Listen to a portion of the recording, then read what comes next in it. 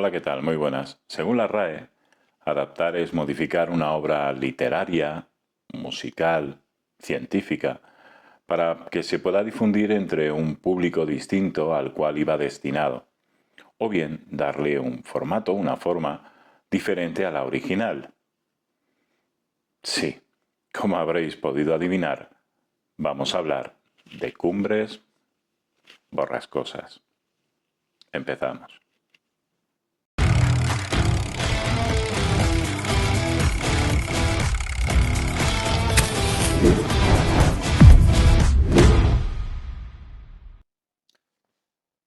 Cumbres Borrascosas, del año 1874, escrita por el señor Ellis Bell,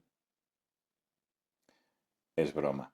Escrita por Emily Bronte, está considerada una de las novelas más importantes dentro del romanticismo gótico británico, y es normal por ello que se haya llevado a la pantalla, tanto a la grande como a la pequeña, pues en más de una treintena de veces. Y os cuento un secreto, en ninguna de ellas se alcanza el 100% de fidelidad a la obra. Lo cual es lógico. Si os ponéis a pensar, por ejemplo, en el personaje de Heathcliff, algo que ha dado mucho que hablar por el color de su piel, por la elección del personaje en este caso, o del actor, para darle vida, Jacob Elordi, un australiano de origen vasco de 2 metros, en relación a cómo lo describe Emily Bronte, pues vale, pero es que hace un buen Heathcliff.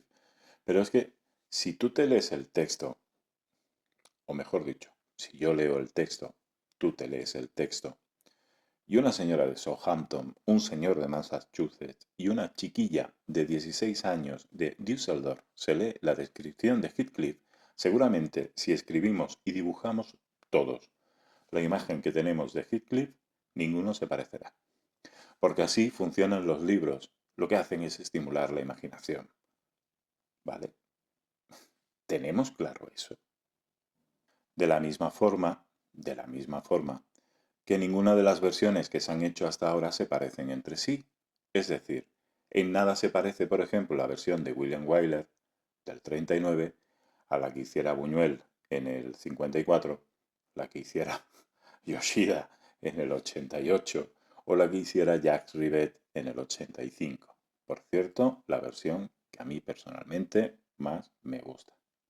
Y es curioso que cuanto más anacrónica, algo que se repite hasta la saciedad en cualquier crónica reseña que se haga de esta película, lo mismo que términos como kitsch, naif, telenovela, cam, folletín, etcétera, etcétera, etcétera, cosa que voy a intentar evitar, como digo, ese anacronismo, cuanto más se repite o cuanto más intenso es, cuanto más marcado es, más me gusta la versión que veo de Cumbres Borrascosas. Y no tiene que ser necesariamente en el espacio-tiempo, quiero decir, no tiene que ser como las versiones de Yoshida, de Yoshishige Yoshida, o de Jacques Rivette, que las trasladan en el espacio-tiempo. Por ejemplo, la de Fennel la mantiene dentro de esa Yorkshire, ¿no? Y la mantiene dentro de esa época de 1700, finales de 1700. Pero, aún así, el diseño de producción y todo lo que es el vestuario, todo lo que es la decoración, la arquitectura, todo lo que le rodea, todo el pacaje, por decirlo de alguna forma, está fuera de tiempo, está fuera de lugar. Es algo que copia. Vamos a decir copiar, venga, va, vamos a decir copiar. Es algo que toma, por ejemplo, del María Antonieta de Coppola, algo que también vais a escuchar hasta la saciedad. O de otra que también me gusta mucho, porque también hay mucho de, y creo que es lo que más hay en esta película, que es de Ken Russell, del director británico. Porque Emerald Fennell es muy de reverenciar y de referenciar directores británicos. Ya lo hizo en Salborn, ya lo hacía con Clayton en Salborn, por ejemplo, o con el propio Hitchcock. Es muy de traer películas, imágenes, frames, momentos dados a las películas que ella realiza. Y aquí Ken Russell se nota muchísimo. Y no solo hablo de los demonios, no solo hablo de la película de 1971, aquella con Oliver Reed, aunque el principio prácticamente es los demonios, sino que tiene también un puntito, sobre todo en la parte final y todo lo que es la zona de la casa, en el tramo dramático del tercer acto, que me recuerda también mucho a Gothic, ¿no? Pero vayamos por partes porque me estoy adelantando a lo que serían las referencias de este Cumbres Borrascosas de Emerald Fennell. Lo que quiero dejar claro en un principio es lo siguiente.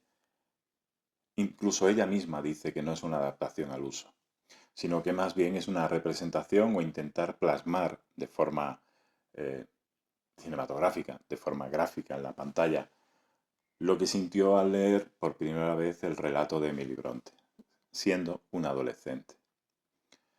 Es una película que busca una reacción física de la misma forma que ella sintió en su cuerpo, pues esa lectura.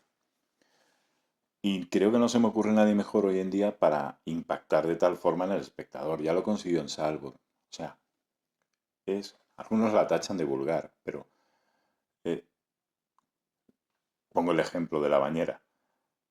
Puede ser tan sublime como vulgar. Te puede provocar tanto asco como excitación, como fascinación, como curiosidad. Y creo que aquí también lo consigue en ciertos momentos. Y es lo que me gusta. Es lo que me gusta de esta película.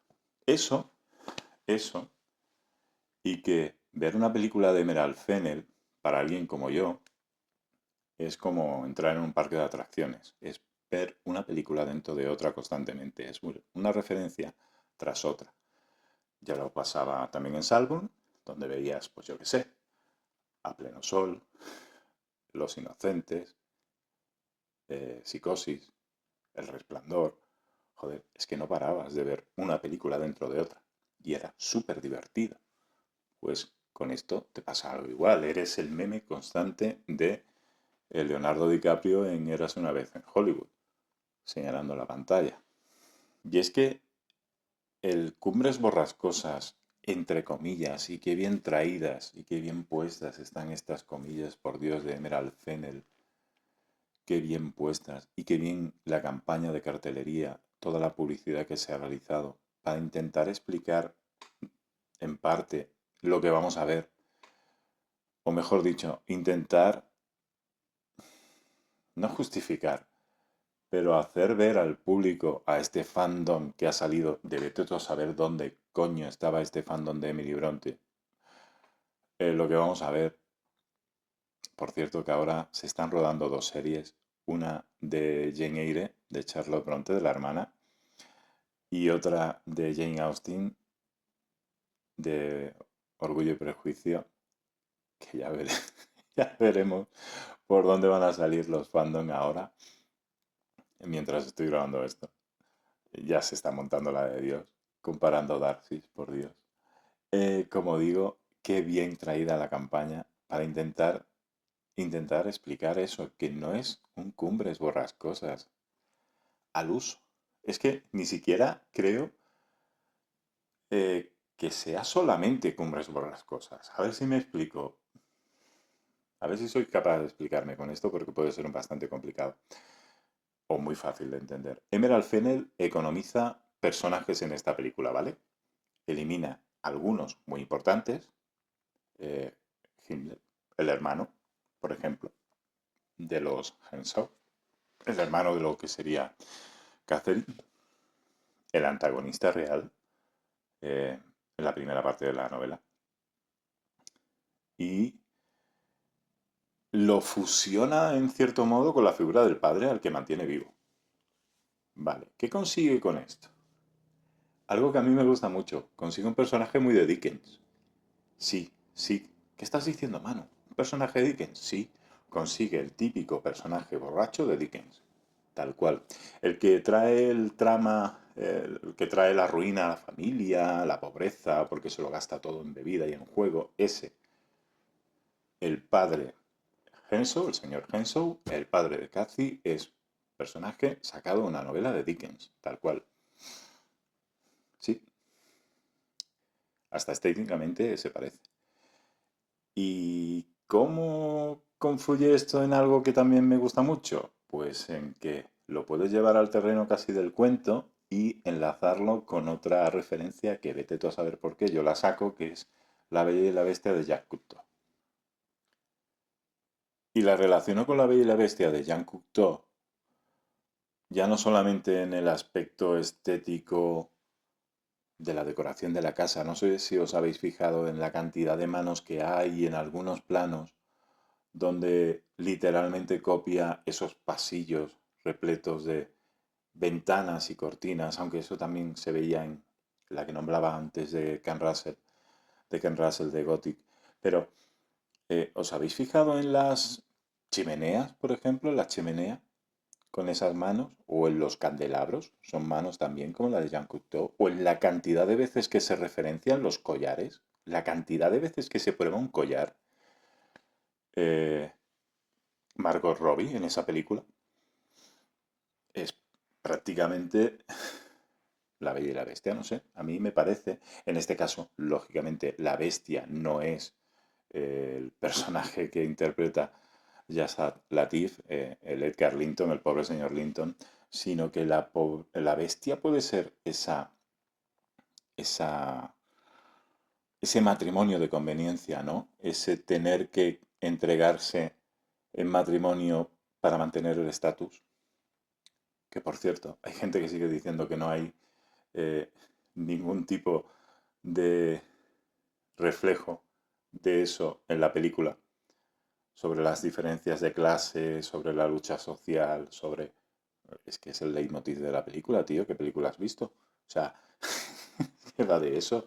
Heathcliff se va para conseguir escalar en puestos, para volver y recuperar y vengarse, no recuperar, vengarse de quien le trató como si fuera un perro, no sé, y ella se casa no por amor, sino para mantener el estatus mm, social. No sé, yo sigo viendo que sí, que queda ese mensaje, no sé. Me da la sensación de que Emerald Fennell sí que se ha leído Cumbres Borrascosas y sí que sigue manteniendo la esencia del libro, aunque parezca que no, ¿vale? Pero bueno, o aunque algunos digan que no es el caso. ¿Por dónde iba? Que me voy. Así. Pues eso, que veo a La Bella y la Bestia de Jacques Cousteau. De la misma forma que veo a otra película clásica que es Rebeca. Y veo a Rebeca en el personaje de Nelly. Porque lo que hace Emerald Fennell, y creo que acierta con esto, es dar voz a una de las teorías que sobrevuela Cumbres Borrascosas, que es que la figura de Nelly es la de la verdadera villana. Es decir, es la que, queriendo mantener su estatus de dama de compañía y, en cierto modo, por celos, al perder la amistad o la relación que tenía con Cathy a la llegada de Heathcliff, provoca todos los acontecimientos que derivan en la tragedia final. Y a mí este personaje me recuerda mucho al de la señora Danvers, interpretada por Judith Anderson en Rebecca, de Alfred Hitchcock, del año 1940. Porque tiene ese punto, ¿no? Tiene ese punto de manipulación con respecto al personaje de Cathy. Aunque después a lo largo de la película parece que se desliga. Como digo, muy, muy en la línea de Rebecca, muy en la línea de esta señora Danvers, ¿no? Lo cual me encanta. Y no es la única referencia que veo de Hitchcock. Hitchcock está presente constantemente en la película, sobre todo, como digo, en el tramo final. Hay una escena, por ejemplo, eh, cuando esta, cuando esta Nelly de Hong Shao, que está impresionante, juega con las ventanas, ¿no? Esto lo vio Noé. Noé, eres increíble. Ese detalle, fantástico. El lenguaje de las ventanas de esta película. Pues como ve aparecer a Heathcliff y provoca que él huya en una escena que todo el mundo ahora relaciona con lo que el viento se llevó por la combinación de color montando a caballo en ese atardecer, y yo ahí lo que veo es Corazón Salvaje de los Archers de Pressburger y Powell. Pero bueno, como digo, en esa escena después hay un plano cenital donde se ve en ese suelo con forma de ajedrez, ¿no? y el vestido rojo que lleva Margot Robbie, ¿no? Se desploma, se deja caer en el suelo y se abre, pues eso me recuerda pues a Topaz, a la típica escena, a la mítica escena de Topaz que simula pues ese charco de sangre, aunque aquel vestido, si no recuerdo mal, era de un color violeta, pero bueno, como digo, me recuerda, me retrotrae a esa otra película de Hitchcock. Hitchcock que, como digo, siempre está presente. Las escaleras de Hitchcock, por ejemplo, en esa parte final, en ese tramo donde Heathcliff sube a ver el dormitorio de Cathy, ese rojo que lo impregna todo, esa señal de peligro, esa fobia, ¿no? Esas escaleras siempre representan en el suspense, el miedo, las fobias del personaje, la pasión, el rojo, el amor. Hay una escena que es que cuando, por ejemplo, va a visitar a su padre, Cathy, con ese plano lleno de nieve, que parece casi prácticamente Caperucita Roja, por eso decía lo de un cuento, eh, la estética que tiene Jacob Elordi es la de un licántropo realmente. Es que juegan casi a que parezca Caperucita y el Lobo versión X, eh, pero no llegan a esa pornografía, no juegan, no te quieren vender, no es 50 sombras de Grey, no juegan a eso, en ningún momento hay eh, una intencionalidad de caer en la sexualidad explícita. No hace falta, creo que no hace falta. Creo que es más divertido dejar imaginar. Eh,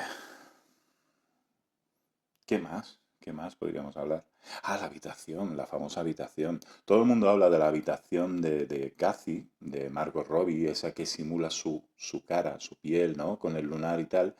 Pero es que el resto de habitaciones, como ya decía, que me recordaban a La Bella y la Bestia, de Cocteau. Por cierto, que hay una escena en Salburn, la del laberinto, que también me recuerda a Cocteau. Pero bueno, esto no tiene nada que ver. Ya me voy otra vez. Como digo, el resto de habitaciones, lo que más me gusta es que el vestuario, este vestuario que siempre se ha criticado tanto, el vestuario siempre va en concordancia con la habitación. No repite. Margot Robbie se viste para formar parte del mobiliario de la habitación donde está. Digamos que va en sintonía con la habitación que visita y que eso ayuda a acentuar la sensación de jaula de oro.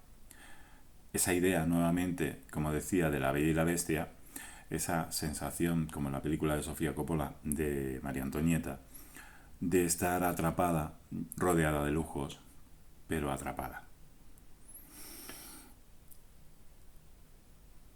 Después, cosas que me gustan mucho también, como juega con la ambigüedad y con los lenguajes de los contrarios. Y no estoy hablando solamente del personaje de Isabela, me resulta de los más divertidos, ¿no? El que interpreta a Alison Oliver, esa represión sexual, ¿no? esa, esa forma en que tiene de tratar los lazos, ¿no? De ser un amante de los lazos y de utilizarlos después como si fuera una metáfora de las cadenas o de las cuerdas usadas en el bondage o en el sadomasoquismo, sino, por ejemplo, en cómo utiliza el corsé, ¿no? Para que ella también sufra o tenga esas mismas marcas, esas mismas cicatrices que tenía Heathcliff de la infancia, de las palizas que le propinaba el padre. Preciosa elipsis, muy fácil, pero muy bonita, las cosas como son. O la que más me gusta de todas, que es el juego que realiza entre la escena de la boda y la escena del entierro. Cómo intercambia los papeles, porque si os fijáis, el viento golpeando el rostro, el velo que lleva de novia Margot Robbie, casi lo convierte en una mortaja. Y el ramo de flores parece más bien lo que se llama un funeral bouquet, un ramo de fúnebre, más que un ramo de novia. Y la sensación con ese plano aberrante es que no es que sea mucho de felicidad. Incluso va sola a la boda, a la capilla. no hay mucho lujo. Y en cambio, sin que sea inmediato y sin que sea algo que tú puedas relacionar inmediatamente y que te lo diga explícitamente, después en la escena tras la muerte del padre, cómo convierte ese funeral casi en una escena de boda, cómo se dan la mano ellos dos, cómo él levanta el velo y la besa, y aunque vistan de negro, prácticamente están consumando pues un matrimonio. Y me resulta muy interesante cómo aborda el tema del sadomasoquismo y el bondage para dar rienda a lo que sería esa historia de amor y odio, esa relación de hacernos daño y a la vez amarnos de forma apasionada, y cómo lo lleva también al papel de Isabela jugando ese doble rol, ¿no? Es muy de sí, soy sumisa, pero también tengo un papel dominante, ¿no? Si quieres que te escriba ciertas cartas, vas a tener que hacer algo por mí. Esto es muy también del mundillo, este de intercambiar roles entre amo y sumiso, ¿no? Creo, creo que creo que Fennel es bastante inteligente y ha querido darle un punto diferente al Cumbre Borrascosas o a los Cumbres Borrascosas que se han hecho hasta ahora. Y créanme, se han hecho de todo. Se han hecho de todo. Hay versiones hechas por la MTV, hay otras de Asylum que con James Caan en un instituto. Hay una versión musical con Cliff Richards. O sea, creo que le ha querido dar ese toque personal, tan personal y tan identificable y que tanto me gusta. Y le funciona muy bien. A mí, por ejemplo, me funciona muy bien. Y es por eso que a mí esta película me gusta mucho, no, me gusta muchísimo. Las sanguijuelas, por ejemplo, el detalle de las sanguijuelas me parece muy de Gothic también. Estos también salían en la película de Ken Russell con en el personaje de Byron, creo que era. Sí, que le ponían sanguijuelas. Sí. Vale. Voy improvisando sobre la marcha. Pues dirán mil cosas. Ah, bueno, sí, perdón. Recuerdo que una vez entrevistaron a Fennel y le preguntaron cuáles eran sus 4 películas favoritas de Letterboxd y dijo que eran Crueles Intenciones, eh, Los Inocentes, El Resplandor y sí, Psycho, ¿no? Lo que sería Psicosis. Aquí también hay mucho de Crueles Intenciones, aunque aquella de 1999, aquella que salía Sarah Michelle Gellar, era Buffy. Aquella era más una versión de Las Amistades Peligrosas. Joder, otra película que también podría andar por ahí. Pero que me recuerda mucho el personaje, y retomo nuevamente el personaje de Isabela, al personaje que hacía Selma Blair. ¿Sabéis? Ese personaje retraído que después se desata y se vuelve totalmente eh, salvaje. Pues esto. Creo que Fennel, como decía al principio, lo que busca es impactar. Busca el momento, busca la imagen, busca... La película es impresionante. La película vista en cine, aunque querían comprarla en Netflix y se negaron, tanto lo que sería Margot Robbie como la propia Emerald, eh, la película es bonita de ver, la película es impresionante de ver y de escuchar. El tema de la, el tema de la banda sonora, los anacronismos, esto también me gustaba mucho y me gusta mucho, por ejemplo, lo que hacía Rivet. Rivet utilizaba cantos de... ¿cómo se llama esto? ¿Madres búlgaras era? Eh, en algo que no tenía nada que ver, que era ver a los dos protagonistas adolescentes franceses correr por la campiña francesa, o sea, en los años 30, en los periodos entre guerras. O sea, no tenían nada que ver. Pero aquí hace algo por el estilo. Y funciona muy bien, funciona muy bien. Tiene esa estética que también se suele decir, y voy a caer, lo voy a repetir a veces, de montaje de videoclip, pero que queda bien. porque lo que busca es eso, busca ser una película que pueda ver gente de ahora y que pueda despertar la curiosidad para que puedan aproximarse al libro. Y no lo veo mal. Oye, no lo veo mal. No es una película quizás para fanáticos de la obra de Bronte. Sí para gente que haya leído la obra de Bronte. Y sí para gente que tenga la mente abierta a las distintas adaptaciones o versiones que se pueda hacer de la obra de Bronte. Porque no puedo entender que alguien que defienda el libro y que ataque la obra de Fennell, o la película o la versión de Fennell, la compare, por ejemplo, con la de Buñuel, que no se parece absolutamente en nada. Pero en nada, ¿vale? Más allá de la crueldad o de la violencia psicológica que se ejerce con el personaje de Isabela, ¿vale? No sé. O por ejemplo la de William Wyler con ese final que se parece al del fantasma y la señorita Muir. Lo que quiero decir es que, como comentaba al principio del vídeo, cada versión tiene su público, cada versión tiene su momento y cada adaptación se hizo pensando o con una mentalidad correspondiente a una época. Jamás diré que no vayáis a ver una película. Mi consejo es que vayáis y montéis vuestro propio juicio sobre ella, vuestra propia opinión. A mí personalmente es que me gusta mucho ver al Fennell. A mí es que me ha encantado Cumbres Borrascosas y entré desde el principio en lo que me quería proponer porque la veía venir. Oye, afortunado yo. Lo siento por quien no haya podido pasarlo tan bien como yo en el cine o quien no haya disfrutado de todo el proceso de esta campaña publicitaria como lo he hecho yo. Por cierto, se me olvidaba, la cartelería me recuerda mucho también a una versión que se hizo en los 70 con Timothy Dalton, que también hizo de Darcy. Otro, otro que también está abonado al romántico gótico, ¿no? Nada más, para terminar, como perla. Películas que os pueden gustar, que no son Cumbres Borrascosas, pero que se parecen bastante. Pues como ya he nombrado alguna, pues por ejemplo Corazón Salvaje de los Archer, Perseguido de Raúl Walsh por ejemplo, sí, con Vincent Price, una de Roger Corman, como no, una adaptación de Poe, que es La tumba de Ligeia, ¿vale?